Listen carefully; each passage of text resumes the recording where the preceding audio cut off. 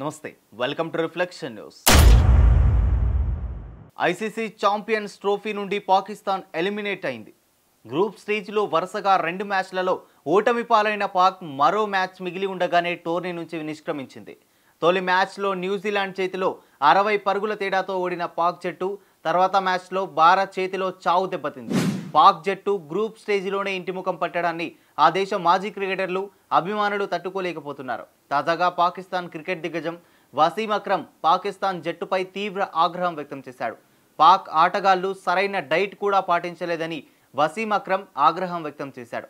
పాక్ ఆటగాళ్లు ఫిట్గా లేరని, భారత్తో జరిగిన మ్యాచ్లో డ్రింక్స్ సమయంలో ఆటగాళ్ల కోసం ఒక ప్లేట్ నిండా అరటిపండ్లు ఉండడం చూశామని అక్రమ్ చెప్పాడు.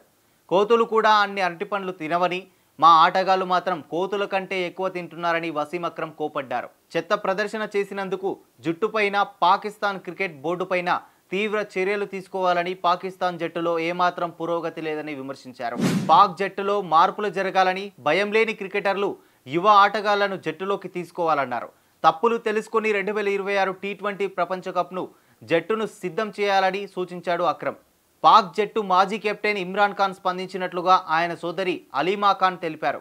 ఛాంపియన్స్ ట్రోఫీలో పాక్ జట్టు ఓడిపోవడం బాధాకరమంటూ ఇమ్రాన్ బాధపడ్డారన్నారు. బోర్డు నిర్ణయాలను తీసుకునే హక్కు ఎవరికి పడితే వారికి ఇస్తే చివరకు పాకిస్తాన్ క్రికెట్ నాశనం అవుతుందని ఇమ్రాన్ చెప్పారని అలీమా ఖాన్ తెలిపారు. పాకిస్తాన్ దేశంలో క్రికెట్ పతనానికి మాజీ పీసీబీ చీఫ్ నజాం సేతి కారణమని ఇమ్రాన్ ఖాన్ విమర్శించారు.